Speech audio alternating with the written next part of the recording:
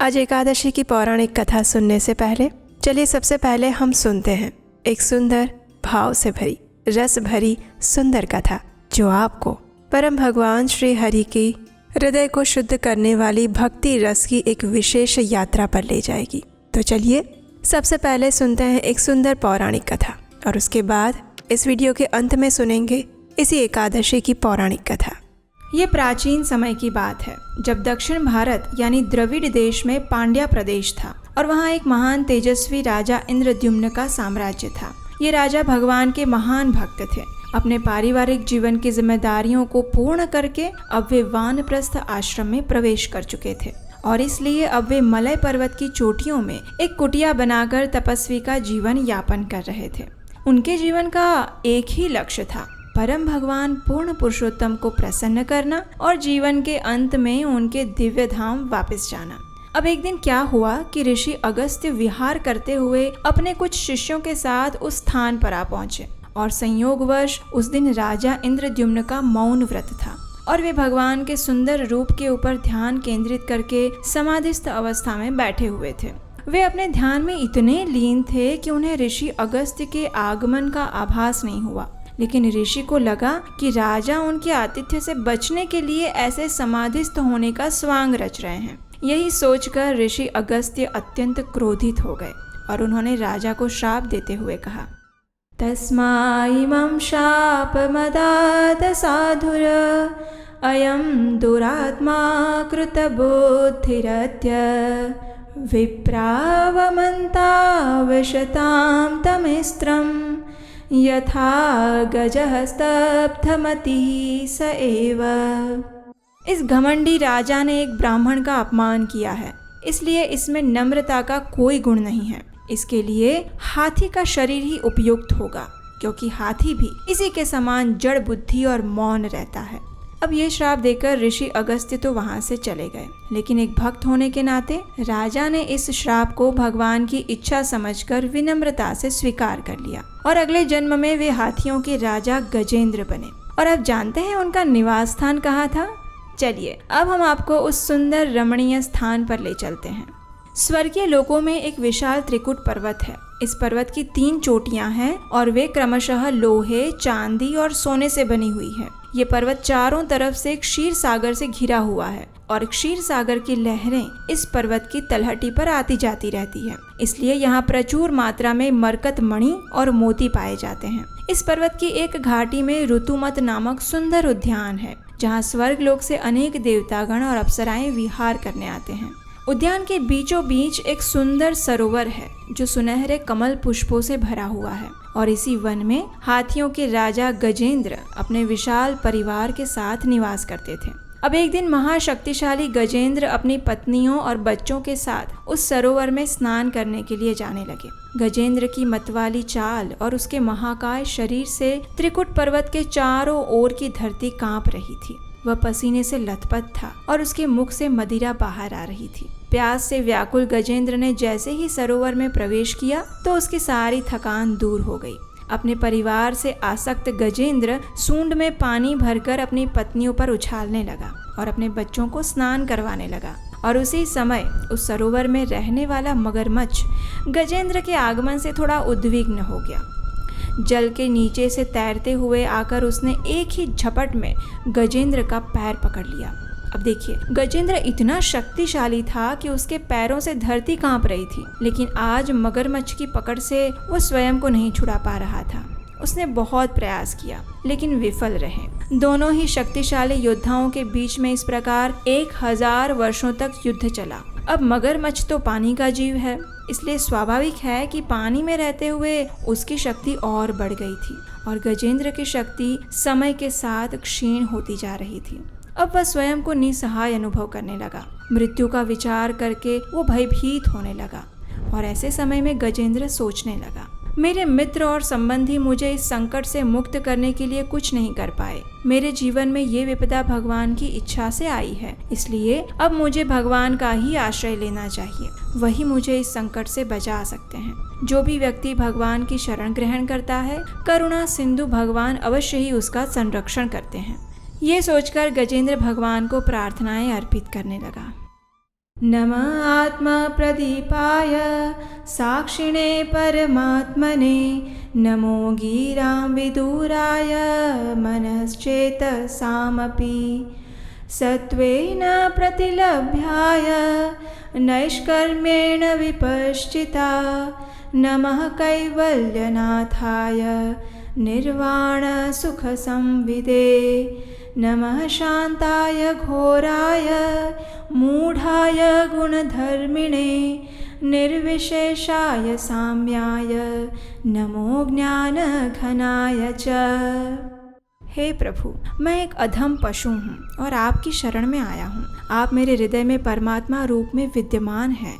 हे असीम कृपा के भंडार भगवान, आप न सिर्फ मुझे इस संकट से अपितु सांसारिक जीवन से भी मुक्ति प्रदान कर दीजिए। हे प्रभु, मेरी एकमात्र यही आकांक्षा है कि आप मेरे चित्त पर पड़ी अज्ञानता रूपी धूल को नष्ट करें और मुझे अपनी शरण में स्वीकार करें। अब देखिए, गजेंद्र ने अपनी सहायता के लिए और किसी देवता को नहीं पुकारा था, इसलिए सभी देवता उसकी ये स्थिति देख रहे थे, लेकिन उसे बचाने के लिए कोई नहीं आया। लेकिन भगवान श्री विष्णु गजेंद्र की प्रार्थनाएं सुनकर उसी क्षण अपने गरुड़ पर सवार होकर समस्त देवताओं के साथ वहां उपस्थित हो गए। आकाश मार्ग से आते हुए भगवान को देखकर गजेंद्र अत्यंत प्रसन्न हो गया। हालांकि उसके पैर की पीड़ा प्रतिक्षण बढ़ती जा रही थी, लेकिन फिर भी उसने नजदीक के सरोवर से एक सुवर्ण कमल तोड़ा और भगवान को अर्पित करते हुए कहने लगा, हे भगवान, हे जगन्नाथ, हे परम पुरुष, मैं आपके चरण कमलों में नमन करता हूँ। उसके बाद भगवान हरि तुरंत गरुड़ से नीचे उतरे और उन्होंने मगरमच्छ सहित गजेंद्र को पानी से बाहर खींच लिया और फिर उन्होंने सभी देवताओं के देखते देखते अपने सुदर्शन चक्र से उस मगरमच्छ का सिर काट कर गजेंद्र की रक्षा की। सभी देवतागण और गंधर्व, यक्ष, किन्नर इत्यादि आकाश से पुष्प वर्षा करने लगे और भगवान का गुणगान करने लगे। लेकिन आप जानते हैं, वो जो मगरमच्छ था वो भी वास्तव में एक गंधर्व था, जिसे देवल ऋषि द्वारा श्राप मिलने के कारण मगरमच्छ की योनि प्राप्त हुई थी। जब भगवान नारायण ने उसका सिर काटकर उसका उद्धार किया तो उसे अपना पूर्व शरीर पुनः प्राप्त हो गया। उसने भगवान के प्रति अपनी कृतज्ञता व्यक्त करते हुए प्रार्थना की। भगवान की परिक्रमा करके उन्हें प्रणाम करके वह अपने गंधर्व लोक वापस चला गया। भगवान का स्पर्श पाते ही गजेंद्र समस्त भौतिक बंधनों से एवं तमोगुण से मुक्त हो गया। उसे भगवान की सारूप्य मुक्ति प्राप्त हुई। देवताओं की स्तुतियां स्वीकार करके भगवान हरि गरुड़ की पीठ पर विराजमान हुए और गजेंद्र को संबोधित करते हुए कहने लगे, हे गजेंद्र, तुम्हारी प्रार्थनाओं से मैं अत्यंत प्रसन्न हुआ हूँ। यदि मेरे भक्त प्रातः समय उठकर तुम्हारे द्वारा की गई इन प्रार्थनाओं को दोहराएंगे तो मैं उन्हें इस जीवन के पश्चात वैकुंठ में वास प्रदान करूंगा। इस प्रकार कहकर भगवान हरि ने अपना पांचजन्य शंख बजाया और अपने साथ गजेंद्र को लेकर वैकुंठ धाम वापस चले गए। और हाँ, अगर आप हमारे इस वैदिक ज्ञान के प्रचार कार्य की सराहना करते हैं और इस कार्य में अपना योगदान देना चाहते हैं तो स्क्रीन पर नंबर दिया गया है, वहाँ आप हमें आर्थिक रूप से अपनी सहायता भेजकर भी हमारा उत्साह बढ़ा सकते हैं। अगर आप एक महिला हैं तो चलिए अब आपके काम की बात बताती हूँ। आप डेली हमारे चैनल पर शास्त्रों से सुनाई जा रही इन सभी कथाओं को सुनती होंगी, है ना? कई बार आप सोचती भी होंगी कि ये कथाएं तो अच्छी हैं, लेकिन अगर इन कथाओं को मैं अपने जीवन से जोड़ पाऊँ और शास्त्रों के ज्ञान को अगर अपने जीवन में उतार पाऊँ तो कितना अच्छा होता। और आप जानते हैं, ये पॉसिबल है। जी हाँ, सभी शास्त्रों का सार है भगवत गीता, और इसी भगवत गीता के ज्ञान को सिंपल वर्ड्स में समझने के लिए हम आपके लिए आत्मसात कोर्स लेकर आए हैं। ये 18 सेशंस का ऑनलाइन भगवत गीता कोर्स है और वो भी सिर्फ महिलाओं के लिए। हर महिला की लाइफ में डिफरेंट चैलेंजेस होते हैं। हर महिला अपनी अपनी लाइफ में स्ट्रगल करती हैं, लेकिन अच्छी बात यह है कि इस स्ट्रगल और चैलेंजेस को हैंडल करने के कुछ अच्छे सॉल्यूशंस भी हैं, और उसी के ऊपर हम बात करेंगे इस आत्मसात भगवत गीता कोर्स में, जो कि शुरू हो रहा है 6 दिसंबर 2025 शनिवार से शाम 5 बजे से। तो जल्दी से रजिस्टर करें। और हाँ, पहले ही बहुत सीट्स फुल हो चुकी हैं और अब सिर्फ कुछ ही सीट्स रह गई हैं। तो इस कोर्स के रजिस्ट्रेशंस बंद हो जाएं उससे पहले आज ही रजिस्टर करें। लिंक नीचे डिस्क्रिप्शन बॉक्स में दिया गया है। और मैं आपको विश्वास दिलाती हूँ कि इस कोर्स को पूरा करने के बाद आप अपने अंदर वो चेंज फील करेंगी जिसका कभी आपने सपना देखा था। आपको भगवत गीता के वो गहरे इंसाइट्स मिलेंगे जो शायद ही कहीं और मिले। और हाँ, अपने उन महिला मित्रों को भी इसे शेयर करें जो जीवन में सकारात्मक बदलाव चाहती हैं। नीचे डिस्क्रिप्शन बॉक्स में गूगल फॉर्म दिया गया है और कोर्स की पूरी जानकारी भी है, तो जल्दी से रजिस्टर करें, क्योंकि हर महिला का अधिकार है एक खुशहाल, संतुष्ट और सार्थक जीवन जीने का, और भगवत गीता उसका रास्ता दिखाती है। उत्पन्ना एकादशी की आप सबको बहुत सारी शुभकामनाएं। मार्गशीर्ष मास में आने वाली ये एकादशी वास्तव में एकादशी देवी का प्राकट्य दिवस है और इसलिए वर्ष में आने वाली महत्वपूर्ण एकादशियों में से एक है। उत्पन्ना एकादशी शीतकालीन ऋतु में उसके प्रारंभ में यानी कि नवंबर दिसंबर के आसपास कृष्ण पक्ष के दौरान आने वाली मार्गशीर्ष मास की एकादशी है। इस एकादशी का महात्म्य वर्णन हुआ है भविष्योत्तर पुराण में, जहाँ पर भगवान श्री कृष्ण और युधिष्ठिर महाराज के बीच में एक सुंदर संवाद होता है। तो चलिए इसी उत्पन्ना एकादशी के उपलक्ष्य में हम उससे जुड़ी हुई इस सुंदर पौराणिक कथा का श्रवण करते हैं। आइए आज की उत्पन्ना एकादशी व्रत कथा आरंभ करते हैं। एक समय युधिष्ठिर महाराज ने भगवान श्री कृष्ण से पूछा, हे जनार्दन, कृपया करके आप मुझे उत्पन्ना एकादशी के विषय में बताइए। इस एकादशी के पालन के नीति नियम क्या है और उससे क्या लाभ प्राप्त होता है, उसकी भी विस्तृत व्याख्या कीजिए। युधिष्ठिर महाराज के प्रश्न को सुनकर भगवान श्री कृष्ण मुस्कुराए और उन्होंने कहा, हे राजन, उत्पन्ना एकादशी अत्यंत पवित्र एकादशी है। ये मार्गशीर्ष मास के कृष्ण पक्ष में आने वाली एकादशी है और इसी उत्पन्ना एकादशी के दिन प्रातः काल में व्रत का संकल्प करना चाहिए। दोपहर के समय स्वयं को पवित्र करना चाहिए। प्रातःकालीन स्नान के समय माता पृथ्वी से इस प्रकार प्रार्थना करनी चाहिए, हे पृथ्वी माता, कृपया मेरे पूर्व जन्मों से अर्जित पापों का नाश कर दीजिए ताकि मैं परम धाम को प्राप्त कर सकूं। स्नान के बाद भगवान गोविंद की उपासना करनी चाहिए। व्रत के दौरान एक भक्त को ऐसे लोगों से बातचीत नहीं करनी चाहिए जो अपने स्वधर्म के कर्तव्यों से च्युत हो चुके हो, जो चोर, झूठ बोलने वाले, कपटी या चांडाल हो। उसे निंदकों, देवी देवताओं या वैदिक शास्त्रों तथा ब्राह्मणों की निंदा करने वाले लोगों का या फिर अन्य दुर्जनों जैसे कि व्यभिचारिणी स्त्रियों के साथ अवैध संबंध रखने वालों, लुटेरों या मंदिरों में डाका डालने वालों के साथ भी वार्तालाप नहीं करना चाहिए। अगर एकादशी के दिन ऐसे किसी व्यक्ति से वार्तालाप या उसका मुख दर्शन हो जाए तो प्रत्यक्षतः सूर्य की ओर देखकर स्वयं का शुद्धिकरण करना चाहिए और ऐसे लोगों से अंतर बनाए रखना चाहिए। उसके बाद भक्त को सम्मान पूर्वक भगवान गोविंद की उपासना करनी चाहिए और वो भी सर्वोत्तम व्यंजनों, पुष्पों, धूप, गंध इत्यादि के साथ। अपने घर में भगवान को शुद्ध भक्ति भाव से एक दीप अर्पित करना चाहिए। भक्त को दोपहर के समय निद्रा का त्याग करना चाहिए और पूर्ण रूप से ब्रह्मचर्य व्रत का पालन करना चाहिए। अन्न और जल से उपवास रखकर उसे आनंद पूर्वक भगवान का ही गुणगान करना चाहिए। शुद्ध चेतना में संपूर्ण रात्रि जागरण करने के बाद उपासक को योग्य ब्राह्मणों को दान देना चाहिए, उन्हें विनम्र प्रणाम करना चाहिए और किसी भी प्रकार के अपराध या त्रुटि के लिए उनसे क्षमा याचना करनी चाहिए। जो भी भक्त अपनी भक्ति को लेकर गंभीर हैं, उन्हें अमावस्या के दौरान आने वाली एकादशियों को भी पूर्णिमा के दौरान आने वाली एकादशियों के समान ही महत्वपूर्ण समझना चाहिए। हे राजन, किसी को भी इन दो प्रकार की एकादशियों में कोई भेद नहीं करना चाहिए। हे कुंती पुत्र, जब कोई दान में अन्न देता है तो उसके सभी पितृगण और स्वर्ग के देवता संतुष्ट होते हैं, लेकिन एकादशी के दिन पूर्ण उपवास करने के पुण्य की कोई गणना नहीं की जा सकती। हे कुरुश्रेष्ठ, इस पुण्य के शक्तिशाली प्रभाव देवताओं के लिए भी अचिंत्य माने गए हैं। जो मनुष्य एकादशी में संध्या के बाद प्रसाद ग्रहण करता है उसे आधा पुण्य फल प्राप्त होता है। इसलिए मनुष्य को हरिवासर या एकादशी के दिन या तो दिन में एक ही बार, और वो भी अनाज और दालों के निषेध द्वारा बनाया गया प्रसाद ग्रहण करना चाहिए। किसी भी प्रकार के अनाज, दाल या इस प्रकार की सब्जियों का सेवन नहीं करना चाहिए जो कि उपवास में निषेध मानी गई है, या फिर उसे पूर्णतया उपवास करना चाहिए, फल के साथ, दूध के साथ और अन्य पेय पदार्थों के साथ। कुछ भक्त संपूर्ण निर्जल उपवास भी करते हैं, वो भी सबसे श्रेष्ठ कर माना गया है।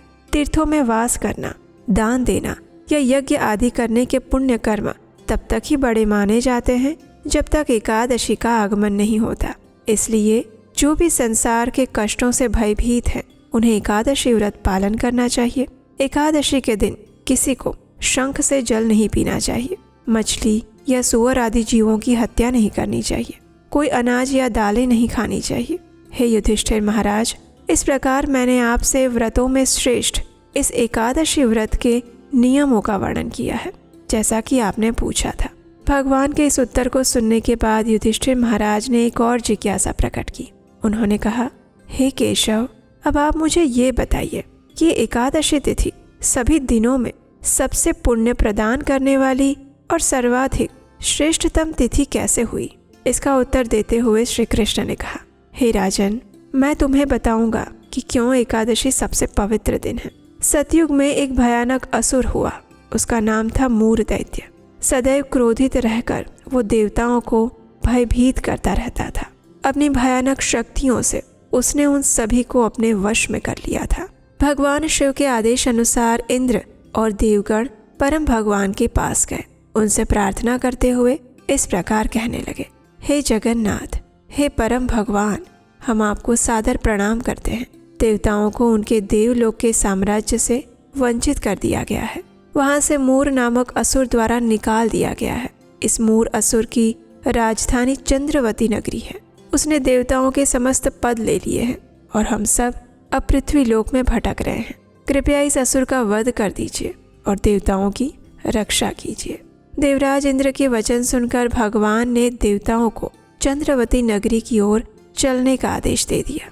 जब असुरों ने देवताओं को भगवान की अगुवाई में आते हुए देखा तो वे अत्यंत क्रोधित हुए। हालांकि भगवान ने सरलतापूर्वक असुरों को पराजित कर दिया, लेकिन फिर भी अपनी लीला के वशीभूत होकर वे मूर दैत्य के साथ 10,000 वर्षों तक युद्ध करते रहे। अंत में उन्होंने असुर को पराजित कर दिया और बद्रिकाश्रम की ओर चले गए। बद्रिकाश्रम में वे हेमवती नामक एक सुंदर गुफा में प्रवेश कर जाते हैं और वहीं पर विश्राम करने लगते हैं। भगवान के चले जाने के बाद, उसकी सेना का नाश हो जाने के बाद भी वो मूर दैत्य भगवान का पीछा करते हुए उस गुफा के द्वार तक आ जाता है। भगवान हरि को वहां पर विश्राम करते हुए देखकर वो फिर से भगवान पर आक्रमण करने की तैयारी करता है और उसी क्षण भगवान के दिव्य शरीर से एक कांतिमती कन्या का प्राकट्य होता है। वो कन्या अपने हाथों में अनेक प्रकार के दिव्य अस्त्रों को धारण किए हुए थी और उस असुर को देखते ही उसके साथ युद्ध करने लगती है। लंबे समय तक उस असुर के साथ युद्ध करते हुए उस दिव्य कन्या ने उस असुर का मस्तक काटकर उसका वध कर दिया। ये देखकर जब भगवान जागे तो उन्होंने उस असुर का मृत शरीर अपने सामने पड़ा हुआ देखा और एक कांतिमती देवी को विनम्रतापूर्वक हाथ जोड़े हुए वहां पर अपने समक्ष पाया। उस देवी को देखकर भगवान ने आश्चर्य भाव से पूछा, आप कौन हैं? उस देवी ने उत्तर दिया, हे मेरे प्रभु, मेरा जन्म आप ही के शरीर से हुआ है और मैंने इस असुर का वध किया है।